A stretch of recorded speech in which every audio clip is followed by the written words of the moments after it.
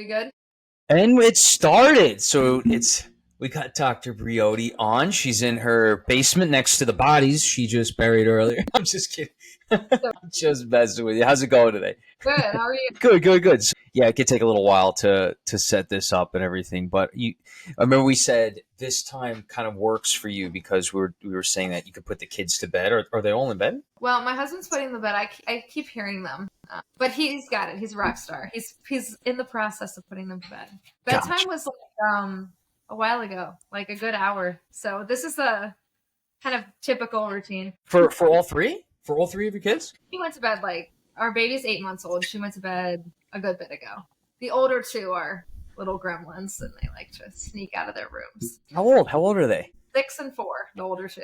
6 and 4. Oh, okay. So a couple years older now. Yes. And you were saying that, so like 8 o'clock, I guess, was the normal bedtime? That's, yes. In an ideal situation, 8 o'clock. But I'm actually curious. I'm hoping to be a parent one day. We got a ways to go, but how does it like, is 8 like the recommend? How do you find out and like learn about this stuff, you know? so I don't, when our first was a baby, you just like guess and then like hope it works out, basically. When our first was a baby, we would put her to bed at like 6, but I would get home from work at 5:30, 5:45. So every day I'd have like 15 minutes with her total. That's it?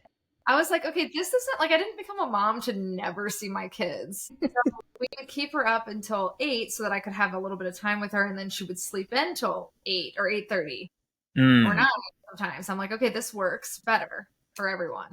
Yeah. But now the older two have to get up for school, and they get up at 6:30. So they really should be in bed at like 7, but that's just not realistic at our house. So, Yeah.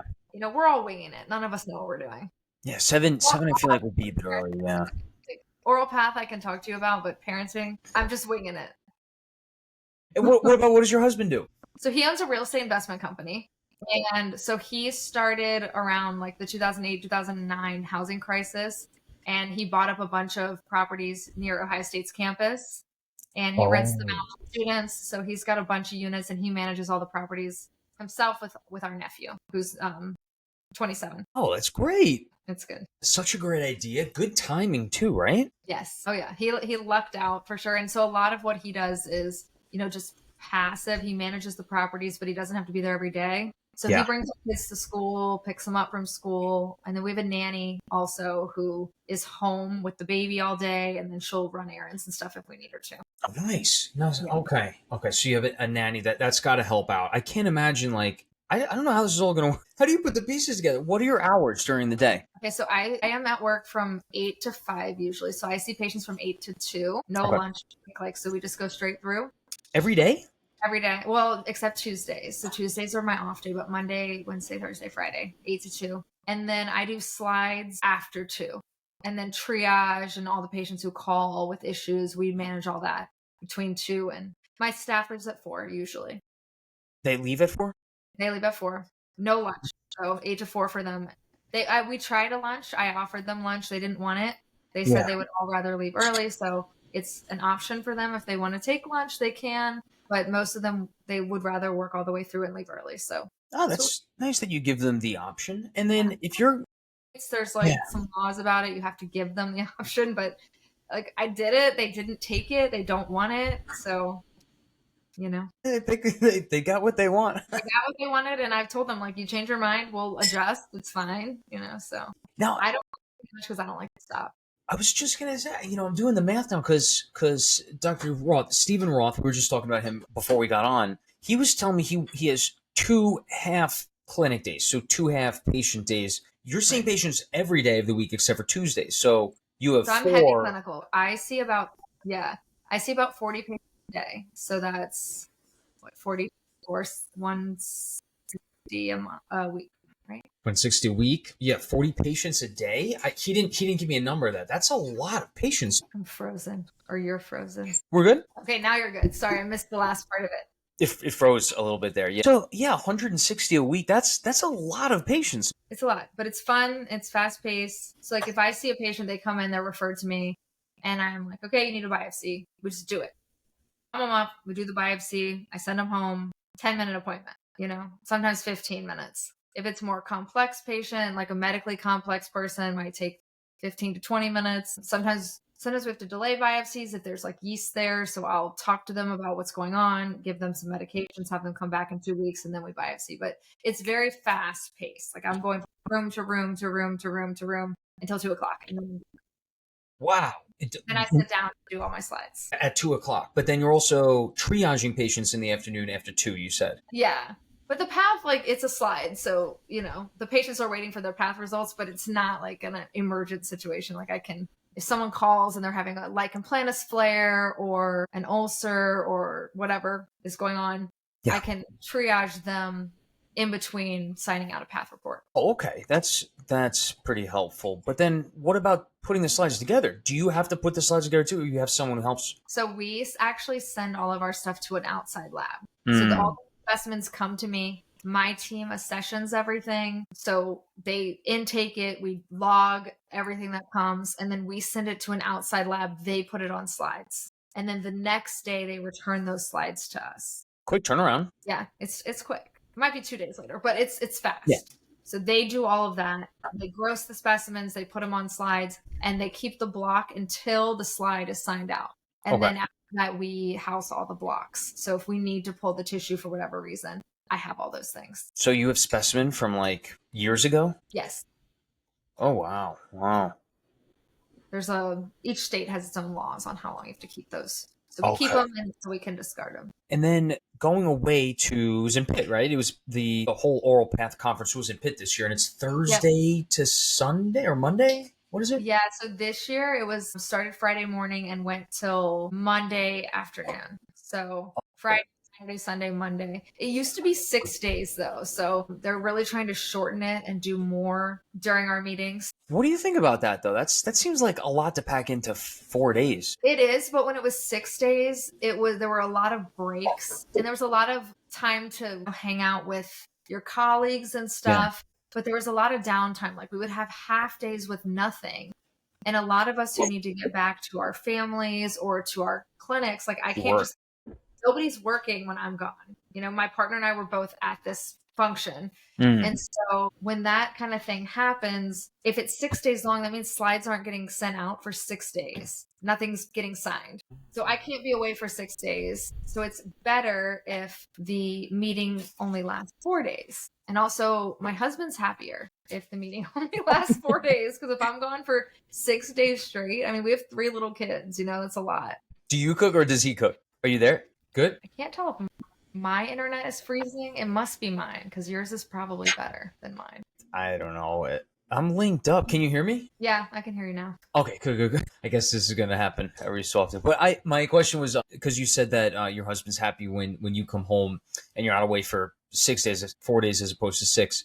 Do you cook or does he cook? What's kind of like He is the chef. Every night he cooks. Yeah. But then he's going to cook more when you're home. So it's true. But he enjoys it. And so he'd rather cook for me. So when I'm not here, I'm not really a big pizza fan. Like, don't come at me. I'm not crazy about pizza. He loves pizza. So when I'm gone, the first night is always like everyone's excited because it's pizza night. And then after that, they're over it. I've never heard of someone who doesn't like pizza. Well, are you lactose? This is definitely my internet. I'm sorry. I don't know what the deal is. Usually it's not an issue at all. Oh, is it happening right now? Well, I can hear you. Your face is freezing. Oh, okay. It probably looks stupid with my face frozen.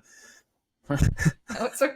Excellent. All right. So, okay. You just had that's the, I guess, everyone in the United States, all the oral, how many oral pathologists are there in the United States? There's, I think, 300 of us in the United States. I think there's 200 and something, don't quote me, that are board certified. Our meetings usually have about 150 to 250 that will go to the meetings who are active.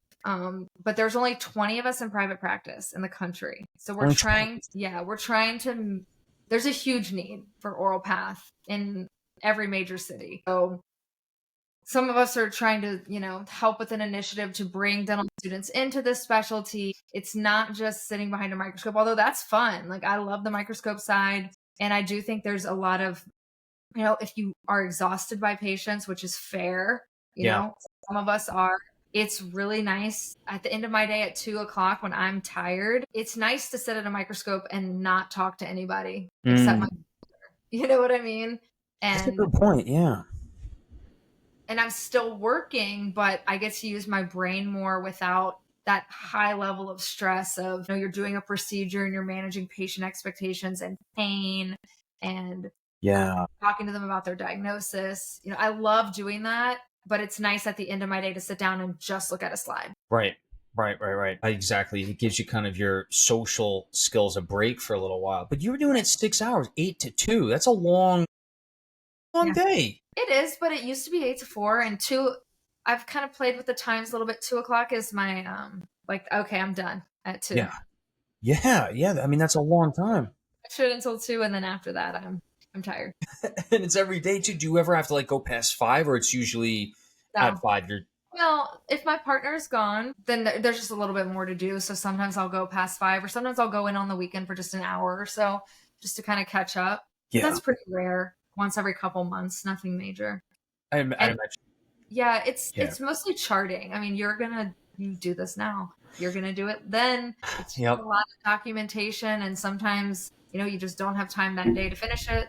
So yeah, right. It's not patients on weekends. It's the charting. It's maybe some slides, but it's probably like catching up with documentation. Exactly. Yeah, and you're in a private practice, you said. Yeah, so I'm in an ENT group. It's ENT and allergy. So there's it's called Ohio ENT and Allergy Physicians. There's a bunch of us. I don't know the exact numbers, but 20-something ENTs. And then there's 8 or 9 allergists. There's a neuro-ophthalmologist. Wow. And 2 oral pathologists. Right now we've got some audiologists, and I think there's some speech-language pathology people too. That makes sense, yeah.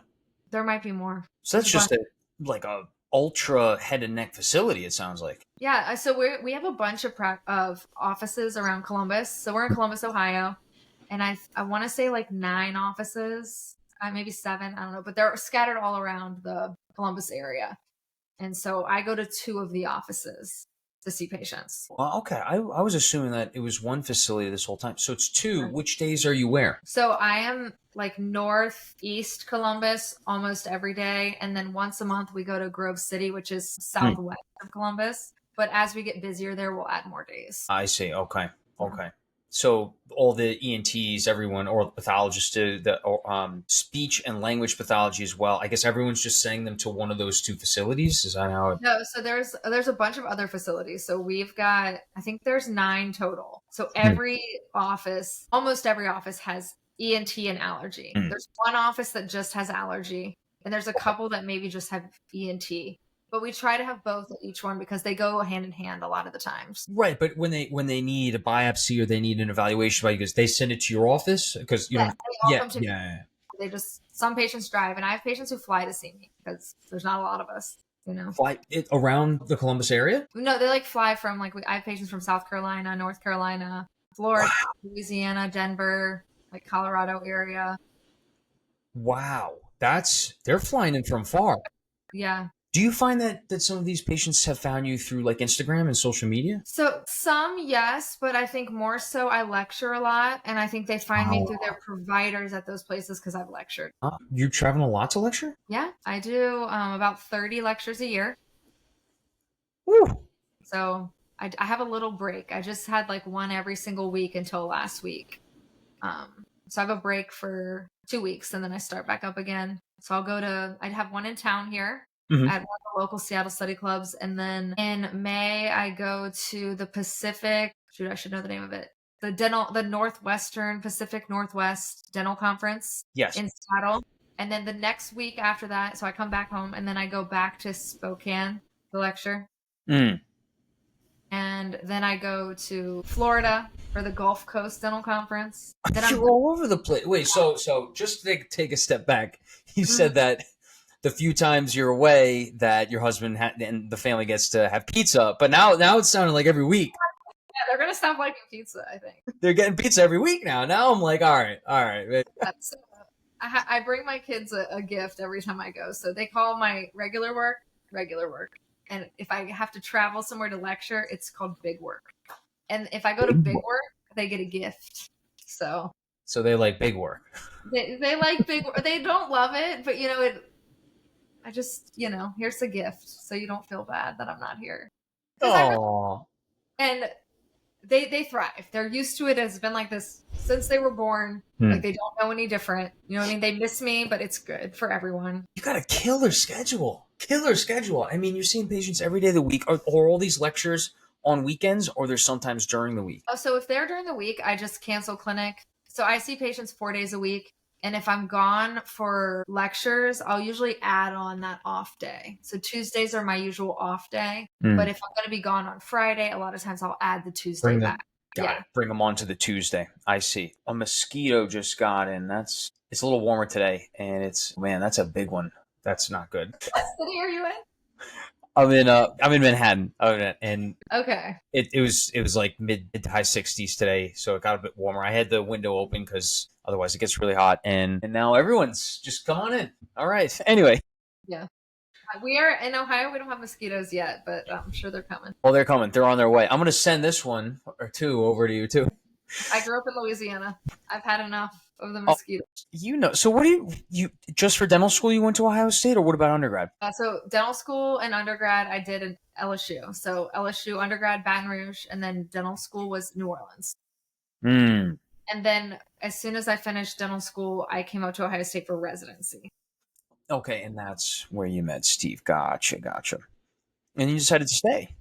Yeah, so I met my husband near campus, and he had his business like by campus. But oral path, a lot of us, we just have to move for the job. But I was very lucky to get a position here with my mentor who had just left Ohio State.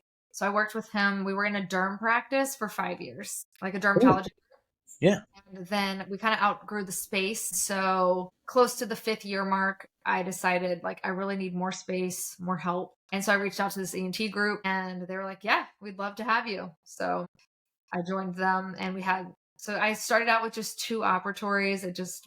It worked until it didn't, you know? Yeah. And we kind of just didn't have any way to fix the issue of not having enough space. So I left and moved to the ENT group, and I have plenty of space now. And your partner, were they there already? Did they come after you got there?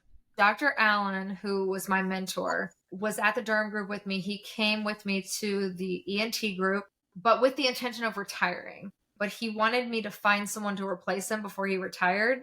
And I told him I can't find anyone to replace you if I don't even have enough space for myself. So he understood all that. And so I brought him with me to the ENT group. We had much more space. We even had space to build out into, which we ended up doing. Then my partner, she's an oral pathologist. She actually reached out to me, but she was also trained by him. And so I'm sure it's similar in oral surgery. Like if you're going to work in a group and have similar philosophies, it's kind of nice if you have similar, training.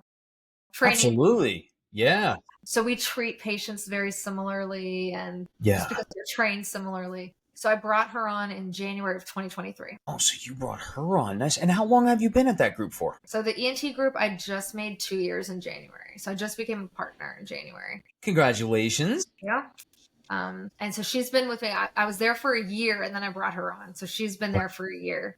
So it's good. It's fun. And it's a different kind of concept for oral path.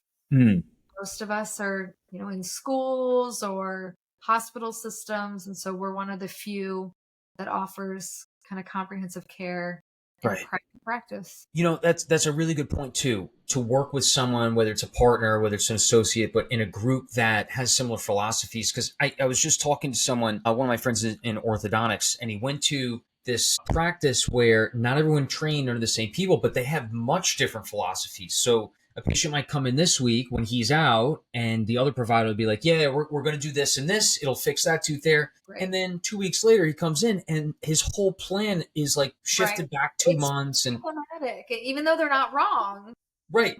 Well, shoot, now how do you justify your thought process to a patient? And, I think patients, probably just humans by nature, like what we hear first is kind of what we assume to be the truth. Right. And so everything we hear after that, it's like, well, this guy said something else. Right. And so it just makes everything harder. So it's helpful to kind of lay that out, try and find people that at least align with your philosophy. Right. It makes it confusing. It makes it super confusing. Also, quick side note, when you recommend to whoever's taking a biopsy, but they're sending it to you, not you taking the biopsy, do you say take it right in the middle of the lesion, or do you want a little bit of normal tissue next to the lesion? Next to it, depending on what we're looking at. So like if we're looking at a cancer, I don't care. biopsy the cancer. Okay. But if you're looking at an ulcer, if you biopsy the center of an ulcer is an ulcer is an ulcer. Okay. So if you're like, okay, this is an ulcer, is it lichen planus? Is it an aphthous ulcer? Is it a traumatic ulcer? But you only biopsy the ulcer, I cannot tell you what it is other than it's an ulcer, which you knew before biopsying.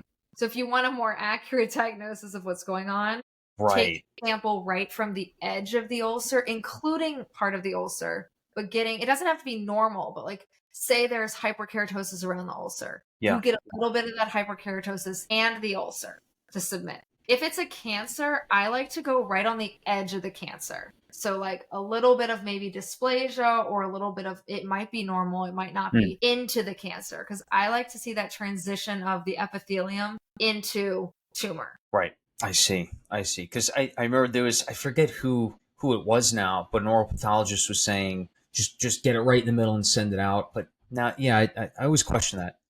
It depends. If it's a slam dunk diagnosis, it doesn't matter. So like if you're biopsying a pleomorphic adenoma and you go straight to the middle of it, you're doing a punch, fine. Please do that. It doesn't matter. Or dissect the whole thing out and submit it. Fine. Right. If you're going on the edge and you're going to miss it, then don't go on the edge. You know what I mean? It's like, you're like, oh, okay, I'm going to wedge this out, and then you wedge and you get surface. The whole tumor is still intact because we didn't do enough. And I don't think it's intentional. You know, patients move and gag, and especially if it's really far posterior and you're just like hoping to reach it. Tissue, you know, it happens to all of us. Like sometimes you just go in the middle of it and hope for the best. But I like, in a perfect scenario, the edge is better. Okay. Get a little bit of the lesion, a little bit of the outside, especially for ulcers. You'll get like these little cardboards, like the cardboard that the suture comes on, or we for some reason get this like box of envelopes, and it has this perfect, I don't know if I have any like near me. It's like this perfect thin thickness of cardboard. And if you take a biopsy and you put it like blood side down on the cardboard to keep it flat, it makes our job so much easier, especially anything surface that you're biopsying. So if you're biopsying a dysplasia, you're going to wedge it out, stick it on the piece of cardboard flat, and stick that whole cardboard in the formalin. You don't have to suture it to the cardboard. You just stick it, let it for like 10 seconds so that it sticks to the cardboard, and then stick the whole thing in the bottle. It'll keep that specimen flat, which makes it easier for the histopathologist to put it on a slide. I see. Do they slice it first, right? And then they put it on the slide? Yeah. So they will embed it in formalin, and you want it to be embedded in formalin like right at this, like a sharp angle. So if it's flat on your piece of tissue, on your cardboard, then when it comes out of formalin, it will stay flat for the most part. And then when they embed it in formalin, they will embed it, or in paraffin. They embed it that flat side down so that when we're looking at it under the microscope, it's flat. If your tissue just throws in the bottle and gets all twisted up, then when we look at it under the microscope, it could be a twisted mess of tissue. And you won't get a good report. And then you're trying to figure out, what do I do with this patient based on this pathology report? Right. You got to biopsy again. That's the only way to do it, right? Right. Oh, that's so frustrating. That's really frustrating when you sent out a sample and it was like really hard to get, and then it was mush or something, and you have to do it again. It happens to all of us. Like, you know, I think it takes a lot for us to look at ourselves and say, okay, I messed that one up. This, you know, but it does. It's going to happen to you. It happens to me. It happens out there. And it sucks to tell a patient, you know, I'm so sorry, we have to redo this. They hate it. That's one of the worst things, when it's like, it looks like cancer, you know, it's squamous cell carcinoma of the tongue, and you're like, we got to biopsy it again. It looks so bad. We have all been there, and most of them are grateful because I'm like, listen, we got to get a good diagnosis. Right. Yeah. We can't guess on this. And they're like, okay. But it's fair if they're a little bit mad at me for that. Yeah. How many of the ENTs that you work with do full on head and neck reconstruction? Some of them do. So we're all general ENT. They all kind of like have their things that they specialize in. Like some of them do cochlear implants. Some of them do the sleep apnea device. There's, I think, 2 of them that like laryngeal stuff, vocal cord things. One of them in particular really likes ear things and hearing stuff. And so I think two of them like thyroid. Do you know what I mean? So they kind of each pick their thing, but most of the head and neck surgeons that I work with are at OSU, Ohio State. So I work with their head and neck surgeons. We have talked about maybe bringing some head and neck on. We just haven't yet. So That's an interesting concept. I have good rapport with the ones that I work with at the James, and I'm happy with how that's going. Would it be beneficial to your practice to bring on? I don't know, because all that surgery takes place in the OR for the most part, right? We have a surgery center. I don't go to the surgery center, but all the ENTs do all their tonsillectomies, anything that puts patients to sleep at the surgery center. And then they also have hospital privileges and take call. So some of them will do surgeries in the hospital ORs. I don't know how often, but most of the surgeries are done in our surgery center. Right. Because, I mean, the hospital just takes all the money. Right. So it's like, if you want to make 2% on that whole surgery you just did, yeah. Exactly. So they're constantly discussing that. And a lot of it goes over my head because luckily I don't have to take call. Thank God. I know. Call is the worst thing in this life. That's at least that's my take on it. It is. But yeah, I'm technically on second call right now. But I had another question as far as reimbursement. Yes. That's a really good question. Okay. I'm curious. So everything that I do is medical. And so if I see a patient for a consult, we bill consult. And if they need a biopsy, you do like a 25 modifier and you bill the biopsy that day. You have to document like why you need to do it that day. So it's just a lot of documentation things that you have to do. So we do that all on that day. And part of like how I think it's successful is I see about 40 patients a day, and that's from 8 to 2. So that's fast, and I am reimbursed much lower than if I were fee for service, but I like the fast pace. I'm okay with it. I feel like I am able to help more people. Right. And that does make me feel better. I don't think it's fair that patients can't afford to have their cancer biopsied because they can't find anybody to do it. I can't get behind that, If I'm reimbursed a little bit less because I go through medical insurance, I'm okay with it. And I make it up by seeing more patients per day. Correct me if I'm wrong, I feel like not everyone could just see more patients every day, though. Like not every orthoptologist could just add on 10 more patients to their schedule every single day and be able to keep up with that and do it safely. Would you agree? I would agree. So I didn't start 40, I started, seeing about 15 to 20 a day.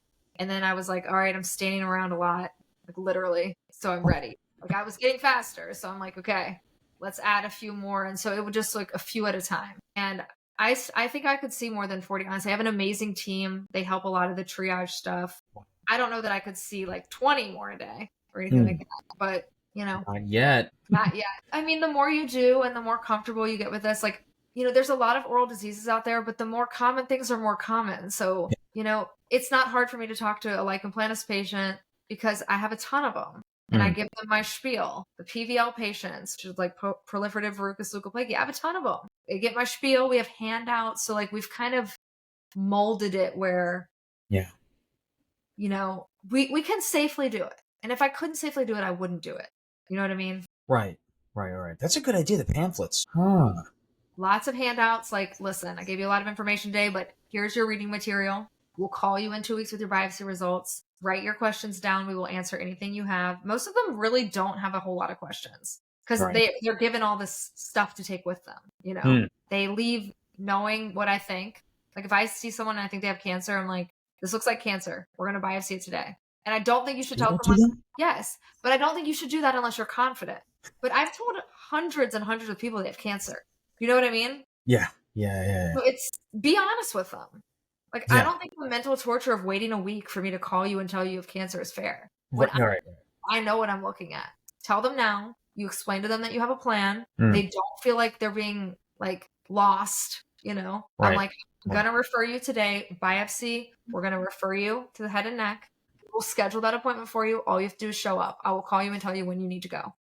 I think that's great. So they don't ever feel like, what's next? Do I need to find a doctor? Do I need to call, Yeah. For them. Oh no, that's excellent. I definitely agree with that. And then it's great. Say it doesn't come back as cancer. You come back in, you tell them what it is. It's all good news. Everyone's happy. So I do see what you mean by that. I'm just good. It's just funny because if I was to run around the clinic, yep, that's cancer, and just point at Right. something, I'd probably get in big trouble for that. Which But I'm I not don't a think people should pathologist. do it. Like, I don't think if you're not sure, but I had one today, and the guy was like, "How often are you wrong?" And I was Oh, I was like, "I'm sure I'm wrong a lot, but I'm not wrong about this being cancer." Like, oh, the poor guy. yeah, Yeah, like I would love to tell you like I'm wrong all the time. Like, this is cancer. I want yeah. like You telling see you it today that's what this is, and right after hundreds of times. How did he take that? but they're all different. Like, some of them are like okay, other ones like scream and cry. Some people pass out. All Oh, of it, all and oh, but like I'm there to kind of work them through it. yeah. Oh no, that's sad. That's sad. And then 40 patients too. So you have like people passing out in the waiting room. Hmm. Oh no. 40 patients is a lot. No, that's a really good place to get to. But you need the support system, right? You can't just Yes. open up shop and all of a sudden, no, like you said, 15, 20. You worked on your team. Did your team expand, like your Yes. assistants and Yes. So I started with one assistant, and then I needed a second one, and it was kind of like we'll give you a second one sometimes if we have an extra. And I was like, no, I need like a full-time second assistant. And so then finally, when I moved practices, I was like, I need at least two clinical assistants. And then now I have front desk. So we're a huge practice. So I share front desk with the right? allergists and the ENTs, but I needed my own kind of front desk where we are. So I have a front desk person who also helps with triage, answering phones, things like that. Yeah. And we have 5 clinical staff right now that I share with my partner. So we each get 2 full-time. So one roomer and one person who rooms patients, one person who assists us all day. And then we have a part-time person who does a lot of the paperwork on the back end, which there's a lot of charting stuff to like we order a lot of blood work. And Okay. so they Okay. will preemptively review the blood work to send to me, get everything uploaded, create path reports so I can sign things out. And well, I have is that 5 or 6 full-time people that are 5 or 6 full time. So you're saying each of you and your partner have a roomer. Each of you have a full time assistant, and then you have the clinical, and then the receptionist. Got it. Got it. right. Okay, that's a great team. And then how Yeah. many rooms do you have now? You said you used to have 2. Now you have. I have 4. Got it. Got it. And my partner has 3, and we share if we need to. She's out right now, and I use 6 when she's out. I was gonna come back and be like, Oh, I'm like, this is dangerous. And we got a closet down the hall. I know when she's out too, like all the staff shows up, because they're full time. Yeah. So I have 2 roomers and 2 assistants like the whole day. And I'm like, this is dangerous territory. Get used to it. It's not good. Are you finishing? I'm sure you're finishing clinic early then, right? It's got to feel great. You just start to, yeah, you could add on another 10 patients tomorrow. No. At a certain point, like my mental capacity hits. Like, okay, Yeah. I've seen enough people that have cancer today. Next. Oh, what's been something that you've seen recently that was like a really unique lesion or something you haven't seen in a while? Okay, good question. So wasn't super recent. There's lots of things. I'm always seeing like interesting things. Syphilis. I've seen secondary syphilis quite a bit. Mm, I've seen this thing called plasmacytosis, which I don't know if you've yep. seen. It's like beefy red gingiva, typically maxillary and mandibular, like canine to canine. Oh no, I haven't seen that part. Just the anterior portion? But mostly like anterior, and it's like looks like plasma cell gingivitis, but like horrible. Man. See granulomatous. I've seen Mm. leukemia, like textbook, which is just kind of interesting for Yeah. seen a couple osteosarcomas, which are interesting, not fun, but Yeah. Yeah. I haven't seen osteosarcoma yet. yeah. What was the first one you said oh it was Syphilis. syphilis. Oh, secondary. What lesion did you see secondarily? So all 3 of them that I saw had multiple white plaques that almost looked like leukoplakia, but when you felt them, they felt really firm and were super painful. What are those called? Gummas or bullas or So in the secondary syphilis, they're called mucus patches. oh just the mucus. Okay. Okay. In tertiary, it's the goma. That And tertiary. primary, it's the chancre, which I have never personally seen like a chancre, but those only last like 2 weeks. And they're usually in the genital area when people are exposed, not so much in the mouth. So, Right, so less often. Yeah. yeah. And then what is it? Quaternary? Like So when you have a kid. tertiary is the one that can turn into like neurosyphilis. Yes. Yes. So you have to catch secondary or it will go latent and then it can pop back up 10 to 15 years later with neurosyphilis and kill people. Luckily, we found ours in the secondary phase, and but those have been interesting. The rare autoimmune things are interesting to me. Like pemphigus is always interesting. I have a good amount of cases of pemphigoid, so those are interesting, but I see a lot. All the precancerous things just kind of fascinate me, especially the non-risk factor patients, because I have so many. Yeah, I've noticed that too. Any risk factors, and I'm like, what is driving this? And we just don't know, you know? Do you think that's been more in recent years where people just are starting to get cancer so much? That's a really good question. I don't know if it's a more recent thing or if we're screening better. Hmm. You know, because like, you know, they talk about how there's an increase in breast cancer. Yep. But there's also an increase in earlier diagnosed breast cancer. So is there really an increase, or are we catching it sooner? And then the increase in GI cancers too at younger ages as well. Right. And that might be a true increase in incidence. But it's hard to say. We don't know enough. Right. And I usually tell folks, like, I absolutely care why you have this precancerous lesion. I would love to, you know, spend some time trying to figure out why you have this, but ultimately you have it. So we got to treat it. We can't leave it. So, you know. That's a good point, right? Because it would be nice to think later. I don't know, you know. And trace back to the history of, you know, what has your diet been like? Have you gotten extra radiation at all sometime? Yeah, it would be so helpful, right? I have none of that. Like, you know, I have patients who are really, really healthy, and they're like, I am, you know, very limited meat, if any, or I'm vegan. I watch everything I eat, and I don't eat processed foods, and I only drink water. And it's like, why are these people getting these things? Right. Very unusual. I've noticed that too. Well, we'll keep an eye on it. Yes. Keep an eye on it. And yeah, because I've been working, I've done so many cancer cases, resections, ectosections, glossectomies, ton of glossectomies. Do you do those when you're out, or is this like just residency? What do you think? Just residency. Yeah. I like benign. I really do like benign. I like to do questions of the day every so often on some kind of benign thing, or actually anything, literally. As far as surgery goes, I really just enjoy benign work. I don't really like the hospital setting. You know how you're saying like a surgery center? Mm-hmm. If I was to do it, it would have to be a surgery center. I just can't stand the hospital setting, and everyone's so frantic and bad attitudes. And no, I want to have a good time in the office. And it's really important that we enjoy what we do. I mean, you can't do it. It's easy to get burnout so fast. It is, especially in this career path. I mean, everyone, you know, it's towards the top end of the, you know, the bad mental health list. But it makes sense. Like, we completely neglect ourselves. We're trained to in residency. Don't complain. Don't eat. Don't drink water. Also, don't complain. Don't sleep. And like, we're shocked when you have bad mental health. Like, what? Yeah, and then all of a sudden it's a problem, and no one's looking into this stuff. And it's the same thing, because you don't know how to take care of yourself because you've been conditioned to not do it. It's We're trained to do that way. You're trained to ignore yourself. And then how are you handling it too? Because you're seeing so many patients during the day. You're running to slides in the afternoon, which is like a decompression, but it's just a different brain. You're still working. And you come home, you got 3 kids. How are you handling that? You're fine. But I couldn't do it without a nanny. And my husband is amazing. Like, he sees me, like, when I come home from work, and I'm like, he's like, I got it. And he'll like send the kids into the yard, and you know. Yeah.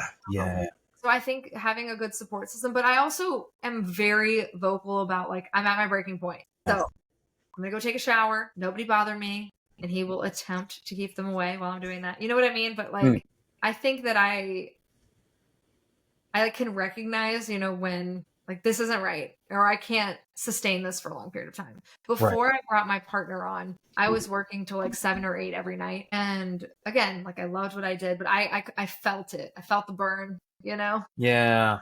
And I knew it wasn't long-term. And I think that's the only reason I got through it, that like, this is a temporary issue. But there were points where my husband was getting burnt out, because he's like, okay, find someone, anyone, a warm body to join you. So I'm going to pick the right person. He was like, okay, how much longer? Yeah. And in that area, trying to find that person. He is a trooper, really. Yeah. And then do you see yourself kind of keep progressing towards, how many patients does your partner see a day if you're seeing 40? She's about 30. It's a good number. I mean, she's been there for 2 years, right? Mhm. So Sure, yeah. so about that, yeah, almost. And then could you see in another 2 years you're doing 50, she's doing 40, same number of rooms though, or would you be able to add on more rooms somehow? Like I really think that in order to see more, like I either need more help or more rooms, Yeah. maybe both. But there are days when she's not there, and I'm like, well, maybe those are the days that I try and do it. Mm, You know, because I have 7 rooms I can use if she's not there, and that's doable. right. But I need the staff too. I need double the staff if we're gonna rock and roll. Can be done. And then could she do it too? If she wants to, like right now she's at 30, and I think she's happy. And I also like I don't want to keep moving the goalposts. Yeah. Like enjoy what you have too. Right. That's my personality is kind of like how can I be better, and not just like how can I see more people, but like patient care wise. Yeah. How can I be better tomorrow?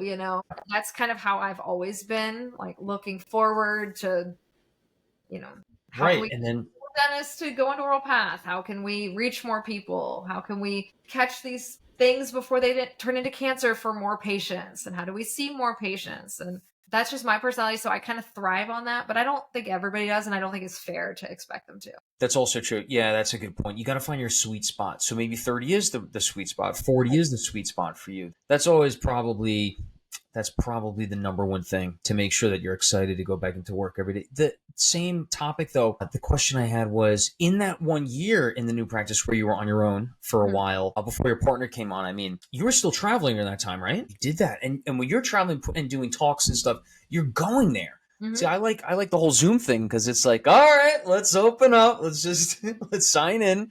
Yeah. But you're actually going there, and then you come back, and then the next day you got to work. So you do day trips? You do like a red eye, and then you come back, or So it depends. I was doing that at first, but I've kind of had to set the boundary. Like I would go to work and then I would like speed to the airport, park my car, run to my gate to get on the flight to go lecture somewhere. And I was like, okay, like this is not sustainable. Like, it's ridiculous. right. And so now my boundary right now is I need 4 hours between when I'm done with patients and when I need to be at the airport. So Fair. however that works out. So if I can see some patients in the morning and still have 4 hours before I need to be at the airport, fine. Yeah. That gives me enough time to manage emergencies, my kids if I need to, or whatever. And then if I get back after 9 p.m. the night before, I take 1 or 2 hours off in the morning. Okay. So, and After sometimes 9 I'll add it on later, but so I'm not like getting home at midnight when a flight gets delayed and then having to run into work the next morning. Yeah. At 8 a.m. And I just think it's fair to me. It's more fair to my patients to have me well rested, And so now that I have that, it really isn't bad. But I used to kind of dread it because I'm like, oh my gosh, I'm going to get home at midnight, patients at 8, like my flight's going to be delayed. I mean, I've had flights, like I flew out to San Francisco to lecture, flight got delayed. My lecture was at 8 in the morning. My flight took off in Columbus. I landed in San Francisco at 2 in the morning. Did not get to my hotel till 3 in the morning, and then had to lecture the whole next day. That's just Yeah. And so I'm like, okay, this is why I need these and I've tried if I have to travel like to another time zone, I really try and get an earlier flight the day before I lecture so that I can get situated in my hotel. Before the day of the lecture. So give yourself a grace period, yeah. But there was a little bit of time there that I was just like running from one place to the next place to the next place. It sounds like it. So hey, look, we got like a few more minutes, and thank you so much for taking time out to come on and everything. I thought we could chat about strategies on. You were thinking maybe a podcast, if you want to. Yeah, okay, so I don't really know anything about podcasts, so you're the perfect person to kind of talk to about this. So there's like a few different angles here. One of the angles is like something that could be geared towards dental students, about like information about our specialty and the differences. Like, so some people like Stephen Roth that you interviewed, he works in a school, he was in a hospital. Some of us are, just teaching. Some of us are only doing oral path slides in a private practice. Some of us are operating like me where we see a ton of patients and slides. Some people just want to see patients. But to expose dental students to that idea early on Because by the time they get into oral path, they've really only been exposed to all the other specialties, and they're like, what is path? And this class is hard, and I don't want to do that. You know what I mean? I know exactly. I mean, yeah. So to just kind of have a platform to bring different oral pathologists on to kind of talk about their careers. So that's one option. Another thing that I think would be super helpful, and I know you thought that this was like a cool idea. When I first thought of it, I'm like, no one would like this, but sort of a literature review type situation where we go through articles from journals and we either just discuss the article and kind of some good things about the article, maybe some things that can be improved, what we liked about it, what we have questions about, even maybe going so far as to bring the authors on to say, tell us about it, and show the graph, because how often are you reading like a scientific article and there's a chart and you're like, what is this chart even showing me? Yeah. Or it's like the Kaplan-Meier curve, you're like, okay, I can figure that out, like this many people died. But some of the charts, you're like, what is this? Like, I don't know what you're trying to show me. But to have the author come on and explain in a succinct way, so that we could use this to like better ourselves. I just think so much of research is lost in these journals because we don't have time to weed through all this scientific jargon. Right, we don't have time to read everything now. That's why, I mean, what I'm doing with a friend right now, we just spoke about it tonight. I've been over a year now. I take the JOMS that comes out every month, and then I plug it into ChatGPT, and it gives us out 5 multiple choice questions based on the article. So now it's like you might not get to reading all these articles in the JOMS, but here's some engaging questions to kind of give you some of the points, some of the new findings.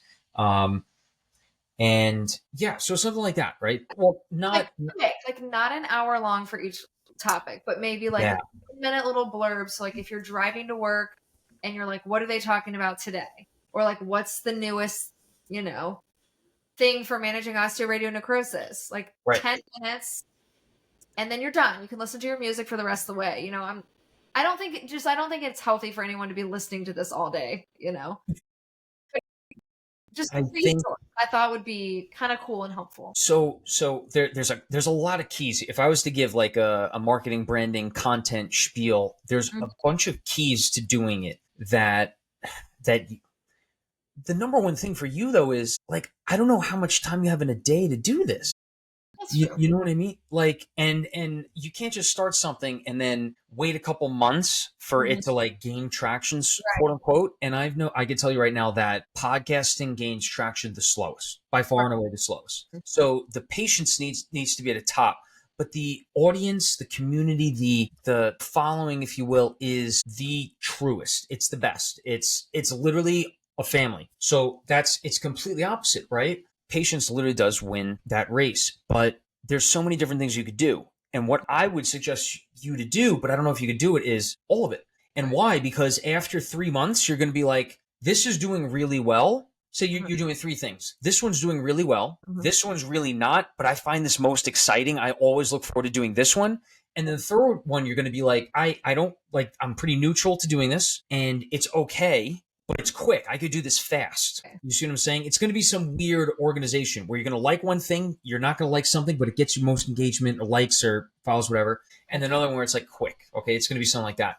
And really, you just have to ride out the game and then trying new things too along the way. That's another thing. You always got to try that new. Let me try if I phrase this differently, or let me try if I put a figure with this, or what if it goes black and white because LinkedIn bleeps out the red posts, just like TikTok and Instagram do.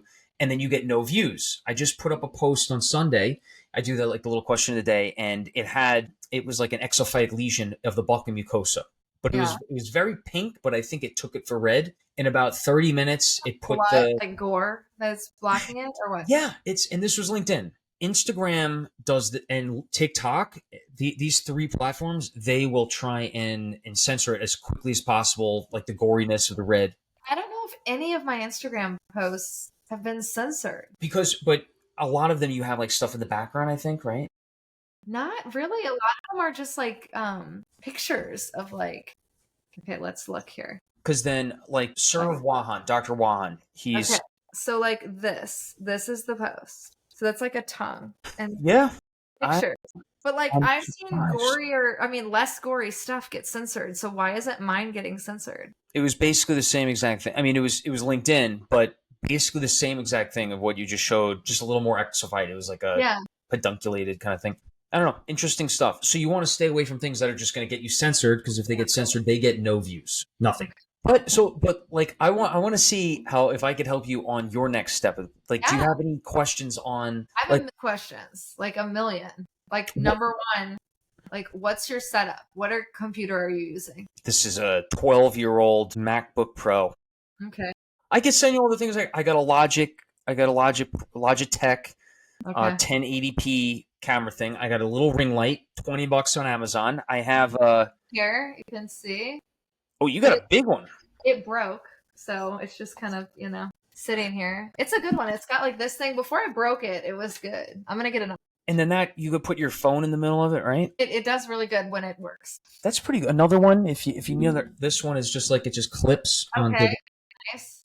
And then I like this microphone, but I had it plugged into my phone and my phone wasn't working. So the Rode, I think it's called. Yep.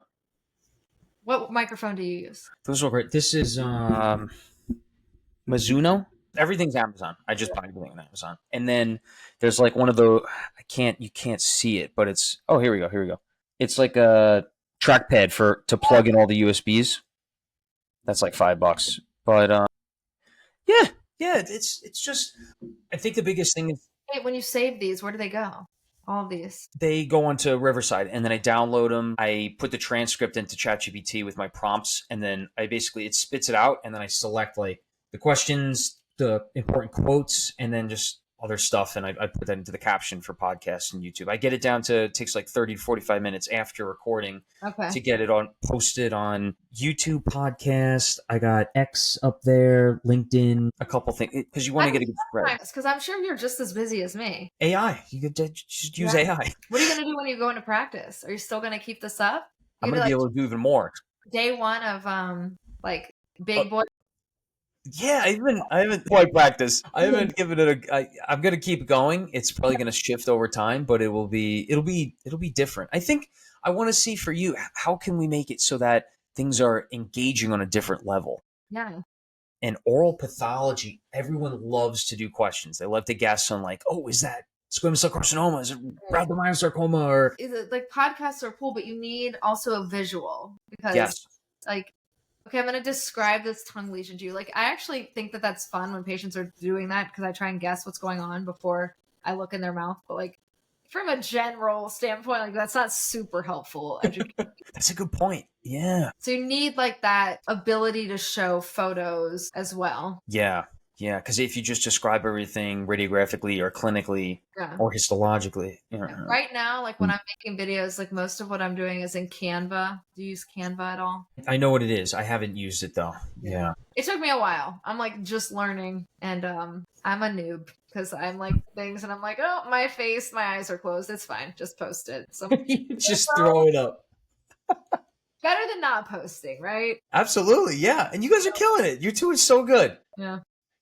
Would you try any other platform? Have you tried YouTube Shorts? I have not tried YouTube. Stephen Roth's on YouTube, and I'm like super proud of him for like all he's doing on YouTube. I don't want to like encroach on his space, but I'm not opposed to it. I just haven't done it yet. So, and I think if I do it, I want to do something different. Like, I don't want to do the same thing he's doing. You know, I think he's doing what he's doing really well. I started my Instagram when there really were no oral path Instagrams. So it wasn't that I did it well. It was just that like, it wasn't there, you know?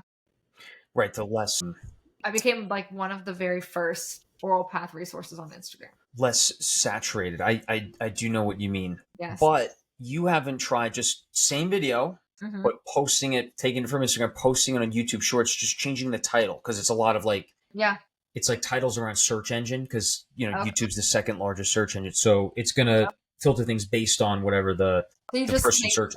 And put it up. Yeah, try it, experiment. And then TikTok. TikTok's cool because the live sessions are where you get to really interact with your group. Because I'm trying to think how you were saying you're trying to spark interest and maybe see who has a passion for oral pathology from that standpoint, right? In addition to educating and teaching. So those Q&A sessions are huge. Whether it be the Q&A session on like the Instagram story, since you already have a great following there, so that Yeah. people already following could submit questions on like a story. I do mine once a month. Okay.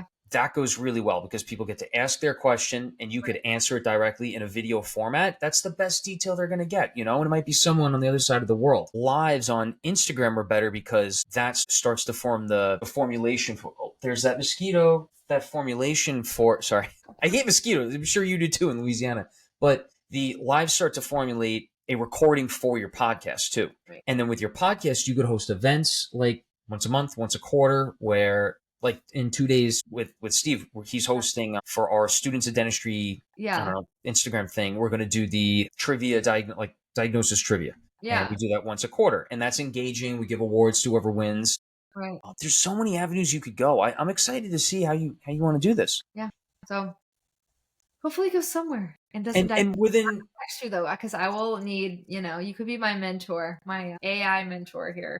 Well, we'll work on it together. We got to keep it within the routine though, because you don't want to be like, I know exactly how you feel. You got to get home to the kids. You got to make it to the airport. You can't be sitting at your desk spending like too much extra time. That's what I didn't like about Canva. It felt like it a long time. Yeah, I'm getting faster at it. So like, you know, on an airplane, I will make like 3 or 4 posts and schedule them on Instagram. So like that works pretty well. Right. So I mean, with the podcast thing, like I do think I probably have to have other people also hosting it occasionally, you know, or at least, I don't know, helping me organize the posts just because there's a lot of wheels turning. But. Yes, there's another Opus Clip. It's a website called Opus Clip. So once you have the recording, you can plug that recording into this website. It's another AI website, and that will give you clips of your recording that it thinks are like the most engaging or will produce the most attention. So yeah, there's so many little tricks like this. I think the biggest thing is quantity, and then you'll find the quality from the results of the high quantity, right?